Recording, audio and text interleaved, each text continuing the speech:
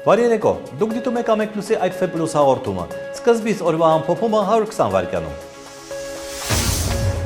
ԱԱԾ-ում քննվող Արթուր Վարդանյանի կողմից ստեղծված հանցավոր խմբին աջակցելու մեղադրանքով ձերբակալվել է Հայրենիք և պատիվ կուսակցության նախագահ Գառնիկ Մարգարյանը և ազատամարտիկ Վլադիմիր Առաքելյանը։ Ղարաբաղ կոմիտեի անդամ Աշոտ Մանուչարյանը նշել է. Իշխանությունը ինքը տերորիստական խումբ է, մարտի 1-ին գնդակահարել է ժողովրդին, հետո ուժային ձևով զավթել է իշխանությունը, մենք դեռ չգիտենք ինչ է եղել, չգիտենք ով է սադրել, չգիտենք ով է արել եւ այլ, եւ Սերժ Սարգսյանը սկսել է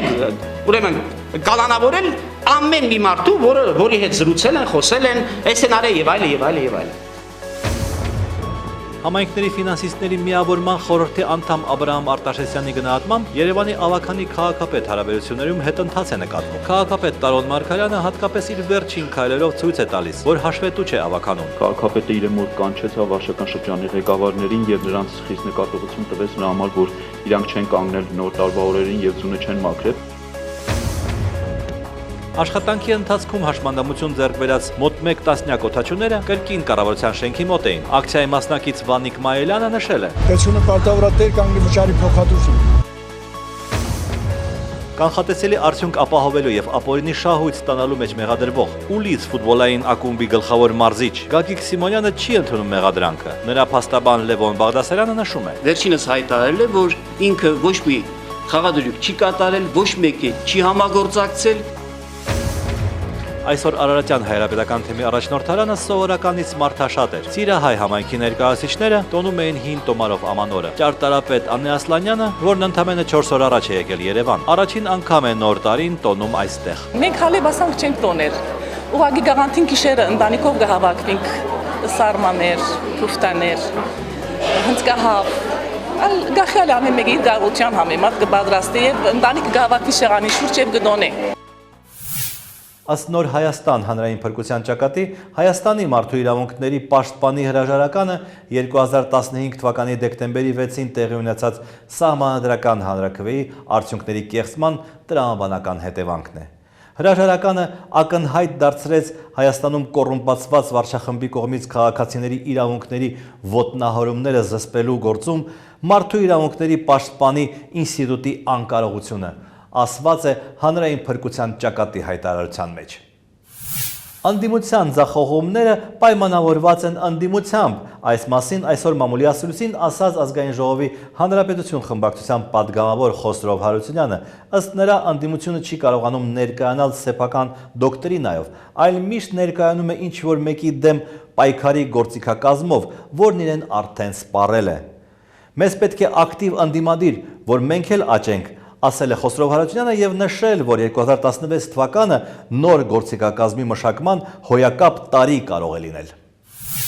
Եթե Ռուսաստանը չի կարողանում Սիրիայի տարածքում ամբողջությամբ ոչնչացնել իսլամական պետություն ահաբեկչական խմբավորումը, ապա թող թույլ տա Թուրքիան դա անի։ Այս մասին հայտարարել է Թուրքիայի վարչապետ Ահմեդ Դավութօղլուն։ Ոչ ոք չպետք է ստեղծի իսլամական պետության դեմ պայքարի կերպար կամ ոչնչացնի Սիրիայի խաղաղ բնակիչներին, նշել է Թուրքիայի վարչապետը։ Օրվա լրահոսը։ Ամանորին առաջին անհրաժեշտության 20 ապրանքների գները մնացել են կայուն, անգամ նվազել են, վստահեցրեց տնտեսական մրցակցության պետական պաշտպանության հանձնաժողովի նախագահը կառավարության նիստում վկայակոչելով Երևանի մի շարք խոշոր սուպերմարկետներում իրենց անցկացրած ամենօրյա մոնիթորինգի արդյունքները։ Ալյուրի գները տարվա կտրվածքով նվազել են մինչև 30%-ով։ Իհարկե, սա մեծ չափով պայմանավորված է ռուսական ռուբլու արժեզրկմամբ։ 30% ալյուրի չեսման պարագայում ինչու հացի գները չի իջնում։ Պարոն վարչապետ, հացի գները նույնպես նվազել են, տարվա 10%-ի չափով նվազել են։ Կառավարության նիստում ընդունվեց առողջապահության նախարարի առաջարկը եւս մեկ շաբաթով մինչև հունվարի 25-ը հանրակրթական, նախնական եւ միջի մասնագիտական պետական ուսումնական հաստատություններում հետաձգել դասերը։ Հաշվի առնելով երեխաների 80% ընդհանուր հիվանդացությունը եւ հոսպիտալացված դեպքերից։ Իսկ նիստից հետո նախարարը հայտարարեց երկրում H1N1 գրիպի համաճարակ չկա։ Խոսքը գնում է 1.5 անգամ ավել հիվանդացության շեմը գերազանցող թվին, համաճարակ հայտարարում է, եթե այդ շեմը 4-ից 5 անգամ է գերազանցում։ Լրագրողները հարց ունեին նաև տարածքային կառավարման եւ արտակարգ իրավիճակների նախարարին։ Արդյոք մարզպետների հետ Արմեն Երիցյանը ունի լարված հարաբերություններ եւ նրանք այլևս տեղյակ չեն պահում իրենց որոշումների մասին։ Ճանաչելով ինձ չեմ կարծում, որ մեկը մտածի, որ ինչ-որ ստորաբաժանման ղեկավար իմ հանձնարարությունը չկա։ Իսկ այն, որ նախարարը այլևս վստահելի անձ չէ իշխանությունների համար, պարոն Երիցյանը համարեց անհեթեթ խոսակցություն։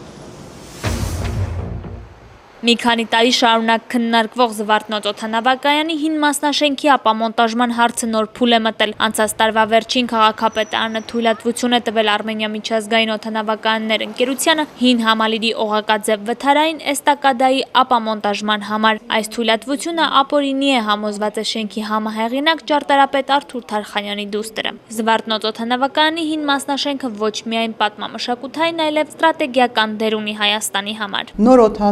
օդանավակայանը ընդամենը բիզնես ծրագիր է։ Բիզնես ծրագիրը ցանկացած րոպեին կարող է փակվի։ Հին օդանավակայանը դա մեր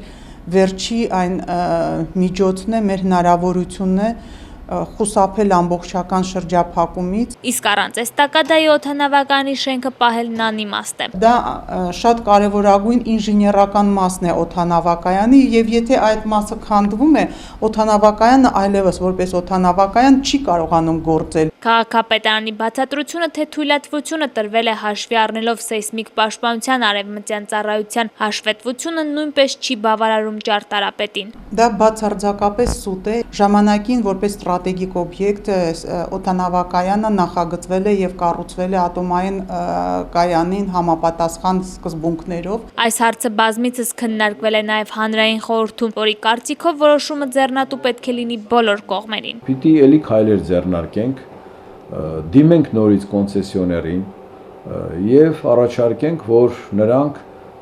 մեկ անգամ եւս իրենց ճարտարապետական խմբին, մեր ճարտարապետների հետ մեկ անգամ եւս քննարկեն։ Ի դեպ, մի խումբ ճարտարապետներ պատրաստվում են դիմել քաղաքաշինության նախարարություն Երևանի քաղաքապետարանի տրված թույլտվությունը անվավեր ճանաչելու պահանջով։ Ով պետք է որոշի, թե ինչ պատժի են արժանանալու 2015 թվականի մայիսի 13-ին նախագահական նստավայրի դիմաց բողոքող զոհված զինծառայողների ծնողների նկատմամբ բռնություն գործադրած ոստիկանները։ Այդ դատավորի անունը իմանալու համար ծնողներն այսօր վճռաբեկ դատարանում էին, բայց աշխատակազմի ղեկավարի հետ հանդիպումն անարդյունք էր։ Եթե դատարանի, վճռաբեկ դատարանի աշխատակազմի ղեկավարը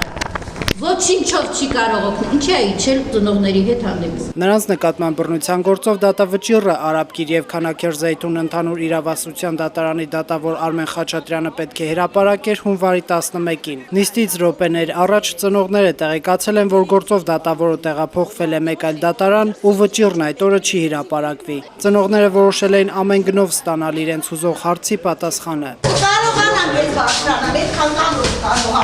Աղմուկից ներքև է իջնում նույն շենքում տեղակայված դատական դեպարտամենտի ղեկավար Տիգրան Փոլադյանը, ով համաձայն է, որ դատական նիստի չկայանալու մասին ծնողները պետք է տեղեկացվեին գրավոր։ Իսկ ով եւ երբ պետք է կարդա դատավոր Արմեն Խաչատրյանի այս գործով արդեն կայացրած վճիռը։ Նոր դատավարություն պիտի սկսի։ Իմ կարծիքով այտենց է։ Ըստ օրենքի գործող կարգի, այո, պիտի սկսվի դատավարությունը։ Իսկ դեռևս 2015-ի հուլիսի 7-ին զոհված զինծառայողների ծնողները դիմել են Սերժ Սարգսյանին խնդրանքով, որ նրա միջամտությամբ վերանայվեն զոհված որդիների մահվան գործերը։ ՀՀ նախագահի աշխատակազմի քաղաքացիների ընդունելության եւ նամակների բաժնի ծնողները տեղեկացան, որ նրանց դիմումն ուղարկվել է ազգային ժողով, որտեղից էլ նրանք պետք է պատասխան ակնկալեն։ Իսկ թե դիմումն ինչ ճակատագրի է արժանացել օրենսդիր մարմնում, ծնողները պատասխան չստացան։ Գործարար Փայլակ Հայրապետյանը չի հավատում, որ օֆշորի գործով կալանավորված Աշոտ Սուքիասյանը կեղծել է նախկին վարչապետ Տիգրան Սարգսյանի եւ նավասարդ arczepiskopos Կճոյանի ստորագրությունները։ Եթե այդպես է, թող Կճոյանը Սարգսյանը գան այստեղ կամ թե չէ այն ստորագրությունները, որ այնտեղ տրված է, թող ճշտեն։ Ստորագրություն ճշտելը շատ մեծ բան է այսօրվա համար։ Եթե շատ մեծ բան է, ես կֆինանսավորեմ այդ $200։ Սնանկացման եզրին հայտնված գործարար Փայլակ Հայրապետյանը պնդում է, եթե Հայաստանում օրենքը գործեր, ապա գոնե դատանում նրանք պետք է ցուցմունք տային։ Վարչապետներ պիտի կա, Կճոյաններ պիտի կա, եթե մի ուրիշ մարդ կա, նայել պիտի կա, եթե օրենքը գործի, եթե չգործի, ուրեմն կարող են չգա, էլի։ Մինչ այսօր նրանք ոնց որ թեքած ունենան օրենքի վրա էլ, մեզ վրա էլ։ Նա չի հասկանում նաև, որ այս դատական քաշքշուկը չավարտած ինչպես են նախկին վարչապետ, ԱՄՆ-ում նախկին դեսպան Տիգրան Սարգսյանին վստահում Եվրասիական տնտեսական միության տնտեսական հանձնաժողովի կոլեգիայի նախագահի պաշտոնը։ Նախ պետք է այս մաքսի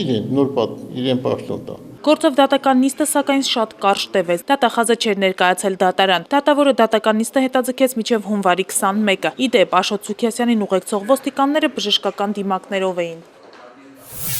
Այն պահից սկսած, երբ երիտասարդ հանրապետականները սկսեցին ուղիղ հարձակումները մարդու իրավունքների պաշտպան Կարեն Անդրեասյանի վրա, պարզ դարձավ, որ այդ պաշտոնյան վաղ թե ուշ կազատվի իր պաշտոնից։ Այդպես էլ տեղի ունեցավ, չնայած պաշտոնական ձևակերպումը հնչում է սեփական դիմումի համաձայն, բայց մենք գիտենք, որ խորհրդային շրջանից սկսած պաշտոնյաների 99%-ը ազատվում է հենց այդ ձևակերպմամբ։ Օրվա գլխավոր թեման։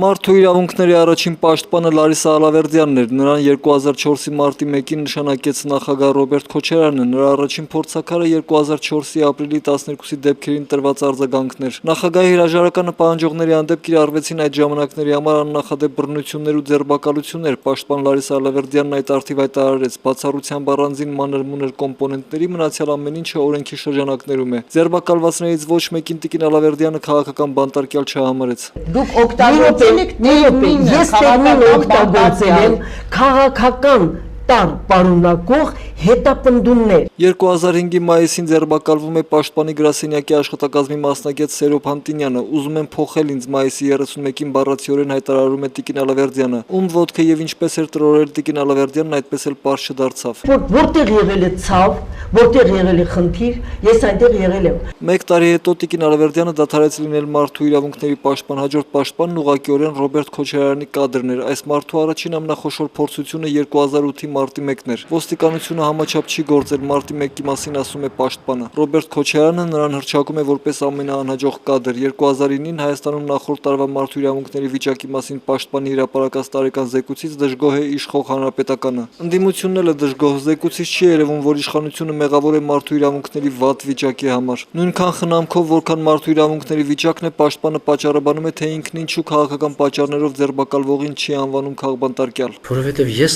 քաղաքական հարթության մեջ չեմ գործում, դա քաղաքական հարթության կատեգորիա է։ Մինչև 2011-ի փետրվարի 2-ի հրաժարականը օմբուդսմենն այլևս չի անհանգստացնում իշխանություններին, ավելի ուշ մի հայտարարությամբ մարդու իրավունքների եվրոպական դատարանի ապագա դատավորը, որն այդ պահին ՄԱԿ-ի աշխատող է, հստակորեն հասկացնում է, որ Հայաստանն իր պետությունը չէ։ Անկախ նրանից ես կընտրվեմ, թե կմնամ ՄԱԿ-ում, ես Հայաստան վերադառնալու որևէ նպատակ մտադրություն չունեմ։ Հաջորդ պաշտպանը Կարեն Անդրեասյանն էր, նա եկավ սրբագրելու մի քանի ընդունված ընկալում։ Սփյուռքի տարբեր համայնքներում ես լսում եմ այսպիսի առասպելներ, որ Հայաստանում, ասենք, գոյություն ունի տնտեսական ռեկետ, պետական թալան, բիզնեսները խլում են, սրանք ստեր են։ Նոր պաշտպանի աշխատանքն առայժմ չի ստացվում դատախազ Գևորգ Կոստանյանի հետ, սակայն աշխատանքի 4 տարիների ընթացքում հրապարակային ոչ մի նշան չկա, որ օմբուդսմենի գլխին ամպեր են կուտակվում, մինչև խորհրդարանում չի հնչում այս ելույթը։ Նուբարաշեն քրեակատարողական հիմնարկում միջատները կծել են ներողություն, կծել են դատապարտյալի ձեռքերը եւ ոտքերը։ Գրեիք հատուկ ուսուցում անցած ճանճերը խանգարել են դատապարտյալի քունը։ Եթե մարդը կարողանում է իջնել այդ մակարդակի եւ այդպիսի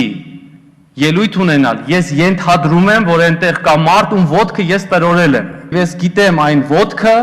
որը ստիպել է նման անբարո պատվեր իջեցնել։ Մամուլն անմիջապես նկատում է, որ Սամվել Ֆարմանյանը Սերժ Սարգսյանի փեսա Միքայել Մինասյանի մտերիմներից է, որի միջոցով էլ իջեցվել է պատվերը։ Օմբուդսմենը համարվում է պարոն Մինասյանի եղբոր ընկերը, որի հետ Վատիկանի դեսպանի հարաբերությունները հարթ չեն։ Օմբուդսմենն այս շղթան չի հերքում։ 2 ամիս հետո հրաժարական է տալիս, այսօր արդեն հնչում են օմբուդսմենի նոր թեկնածուների անուններ։ ՀՀԿ-ին ամենամոտը կանգնած Հայաստանի Հանրապետության այս քաղաքացին գիտի գրեթե բոլոր թեկնածուներին, ամենանախընտրելին նրա համար Արաքել Մովսիսյանն է։ Եթե գաղափար ունի, չի կարող։ Վերջին խոսքը խորհրդարանինն է։ Արձանագրենք, որ թե Լարիսա Ալավերդյանը, թե Արմեն Հարությունյանը եւ թե Կարեն Անդրեասյանը իրենց իրավասությունների սահմաններում փորձում էին կատարել իրենց պարտականությունները։ Խնդիրը սակայն այն է, որ Հայաստանում իրավասությունները տրվում են ոչ թե օրենքով, այլ իշխանությունների վերին օղակներում պայմանավորվածությունների միջոցով։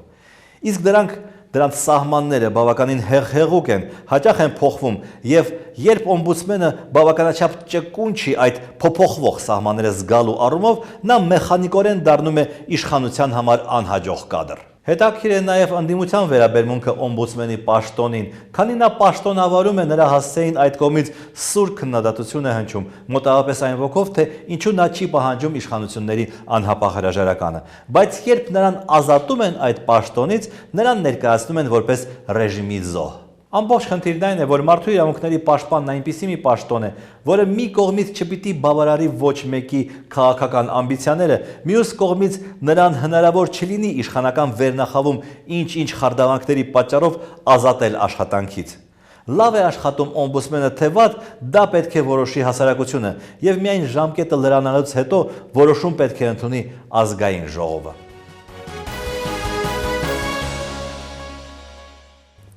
Ամեկլուսի զրուցակիցն է Հայաստանի Հելսինկյան կոմիտեի նախագահ Ավետիք Իշխանյանը։ Պարոն Իշխանյան, կարող է արդյոք օմբուդսմենը կատարել իր պարտականությունները, եթե հեշտությամբ նրան հնարավոր է ըստ էության հանել աշխատանքից։ Բնականաբար ոչ, որովհետև օմբուդսմենի հիմնական, այսպես ասենք, իրավական առումով նրա կարգավիճակը, եթե մենք տեսնենք նաև Փարիզյան սկզբունքները, դա նրա անկախությունն է եւ անկախության երաշխիքներն են եւ դե յուրե եւ դե ֆակտո անկախության երաշխիքները եւ նրա ազատությունը ազատ գործելու։ Եթե հնարավոր է որևէ պետության մեջ նրան նշանակել հանել կամ ճնշումներ գործադրել ստվերային եւ նրան հանել, բնականաբար մենք կարող ենք ասել, որ այդ ինստիտուտը կայացած չի։ Կարող էր Կարեն Անդրեասյանը կամ նախորդ օմբուդսմենները դիմադրել եւ շարունակել պաշտոնավարել։ Սկզբունքորեն չի բացառվում, բայց մի շատ կարեւոր բայց կա։ Մենք պետք է ճիշտ հասկանանք ինչ է նշանակում օմբուդսմենի ինստիտուտ։ Օմբուդսմենի ինստիտուտը դա այն է, որը բավական մեծ հեղինակություն ունի հասարակության մեջ, ինքը ապակաղական կառույց է, բայց նրա ասածները բավական մեծ հեղինակություն ունեն եւ նա իր բարձրացրած հարցերով, այսպես ասենք, բարոյական տեսակետից ստիպում է իշխանություններին բարեփոխումներ անել եւ մարդու իրավունքները պաշտպանել։ Նա համագործակցում է, դատապարտված է համագործակցելու պետական կառույցների հետ։ Եթե պետական կառույցները, այսպես ասած, արհամարհում են նրան եւ նրան բլոկադայի ենթարկում եւ նա չի կարող գործել, ապա օմբուդսմենի ինստիտուտը դառնում է ոչ արդյունավետ, այլ ընդհանրապես նա դառնում է աղմուկ բարձրացնող քաղաքական գործիչ։ Հիմա հաջորդ օմբուդսմենը, որպեսզի ավելի արդյունավետ լինի, դա պետք է լինի ինչ-որ հեղինակավոր հասարակական գործիչ, եթե այդպիսին կա, թե պետք է լինի իրավաբան, որը կատարի իմանա բոլոր օրենքները եւ կատարի իր պարտականությունները։ Առաջին հերթին նա պետք է այդ արժեքները կրող լինի։ Ես միշտ այդ օրինակն եմ բերում, որ խորհրդային միությունում կար Վիշինսկի, որը փայլուն իրավաբան էր, բայց մենք գիտենք 37 թվի ամբողջ գործերը նրա կատարած, այսինքն պատվել կատարող։ Եվ կար Սախարով, որը ֆիզիկոս էր, բայց մարդու իրավունքների պաշտպան եւ երևի ամենահեղինակավոր պաշտպաններից մեկը։ Այսինքն իմ կարծիքով ցանկալի է, որ մարդու իրավունքների պաշտպանը լինի իրավաբան, ցանկալի է, բայց ամենակարևորը նա այդ արժեքները կարող է լինի եւ երկրորդը Գիտեք, եթե միայն իրավաբան է նա, թող ինձնից չվիրավորվեն իրավաբաններ, բայց հաճախ իրավաբանները, ես չեմ ասում բոլորի մասին, հաճախ ավելի շատ օրենքի գերին են լինում, քան իրավունքի, այսպես ասած, ջատագովները։ Եվ այս տեսակետից շատ կարևոր է, որ լինի նա հեղինակություն ունեցող, այդ արժեքները կրող մարդ լինի, շատ կարևոր հարց է սա։ Շնորհակալություն։ Իմ զրուցակիցն էր Հայաստանի Հելսինկյան կոմիտեի նախագահ Ավետիք Իշխանյանը։ 2008 թվականի հունվարի 14-ին Հայաստանի վարչապետ առաջիկա նախագահական ընտրություններում առաջադրված տեխնացու Սերժ Սարգսյանի նախընտրական ծրագիրը տեղադրվել է նրա կայքեջում։ Մեկնաբանելով այդ փաստաթուղթը ՀՀԿ մամուլի խոսնակ Էդուարդ Շարմազանովը նշել է, որ այդ ծրագրի հենց առաջին էջում գրված է. 2008 թվականի նախագահական ընտրությունները հաստատելու են, որ ընտրական գործընթացների բարելավումը եւ ժողովրդարական ընտրությունների անցկացումը Հայաստանում այլևս ավանդույթ է։ Էլ ինչ հետաքրքիր իրադարձություններ են տեղի ունեցել հունվարի 14-ին անկախ Հայաստանի պատմության ընթացքում։ Նյութեր Ամեկլուսի պահոցից։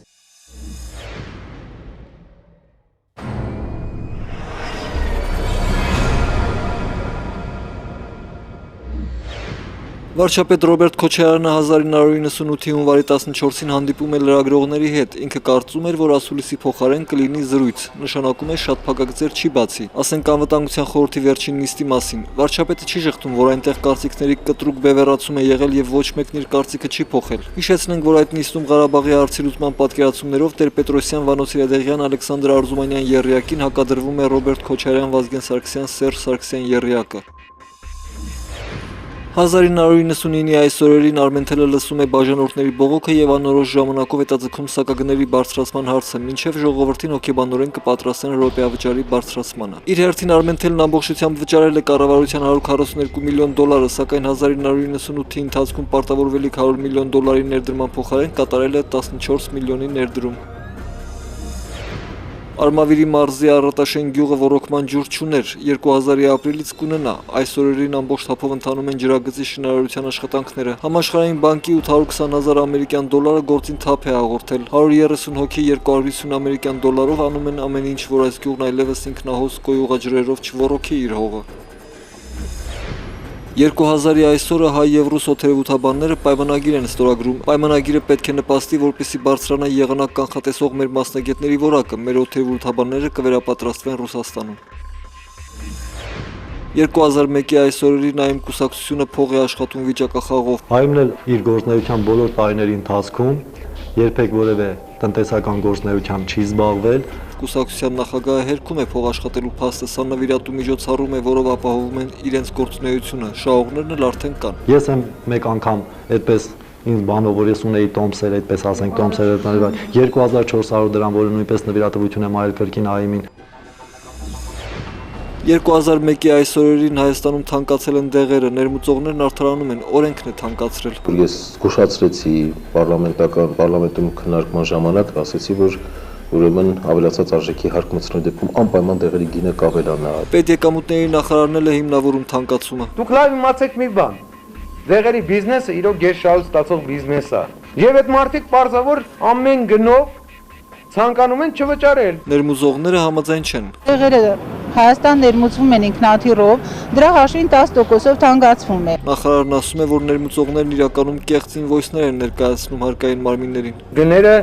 մի քանի անգամ բարձրացված են։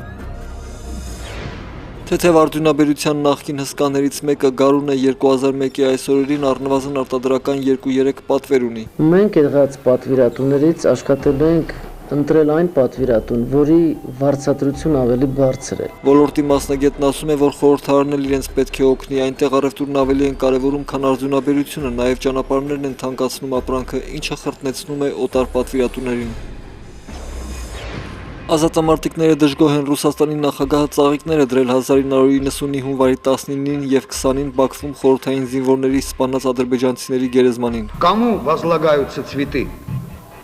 Убийцам мусульманским фундаменталистам, которые убивают христиан русских, христиан армянских, евреев и украинцев. Վլադիմիր Պուտինին ուղարկվելիք ազատամարտի վետերանների միության նամակը չի ուշանում։ Так нельзя, господа. Так опрометчиво нельзя. Так можно далеко пойти и потерять такого друга, который столько сотни лет был верным и самым надежным другом российского народа. Մի նամակ էլ հրապարակախոս Զորի Բալայանն է գրել։ Ես ուզեցել եմ իրեն պատմեմ նրան ինչ այնտեղ տեղի ունեցել, չմտածելով նույնիսկ, որ գիտի ինքը դրա մասին թե չէ։ Ես համոզված եմ, որ անպայման գիտի։ 2005-ի հունվարի 14-ին վարչապետ Անդրանիկ Մարգարյանի որոշմամբ հանրապետական պատգամավոր Վազգեն Խաչիկյանը նշանակվում է Հայաստանի Հանրապետության սոցիալական ապահովագրության պետական հիմնադրամի նախագահ։ ՀԱԿ համակարգող Լևոն Զուրաբյանը 2011-ի հունվարի 14-ին համոզված է, որ քաղբանտարկյալների թիվը Հայաստանում 150-ից իջել է 9-ի շնորհիվ ՀԱԿ-ի բազմահազարանոց ցույցերի ու պիկետների։ Դրանք հրավիրեցին եվրոպացիների ուշադրությունը, ինչը վախեցրեց իշխանություններին։ Մենք հասցրել ենք սա հաղթական ավարտի։ Իսկ դա էլ չստացվի իշխանապողության միջոցով կազատվեն։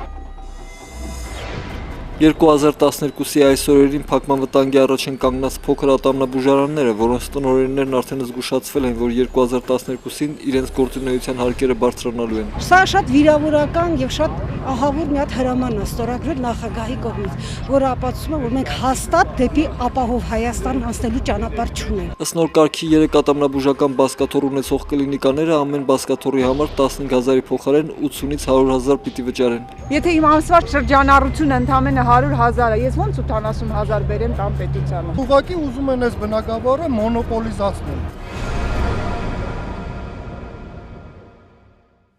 Կառավարության շենքի մոտ բողոքող քաղաքացին զարմանում է, թե ինչու այդքան շատ խոզի չալաղաջ ու տող մեր իշխանավորները չեն վարակվում խոզի գրիպով։ Ամբողջ խնդիրն այն է, որ առողջապահության նախարարությունը առայժմ չի հայտարարել համաճարակի մասին։ Դիտեք նաև մեր վերջին խոսքը, իսկ ես ձեզ հրաժեշտ եմ տալիս։ Մենք կհանդիպենք վաղը։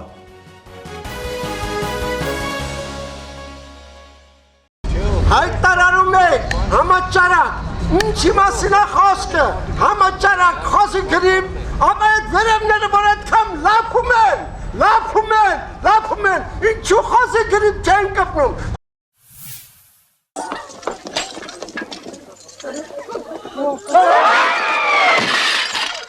Жрите ваш ужин. Завтракать не придется. Убрать его! В клетку его! Казнить! В клетку!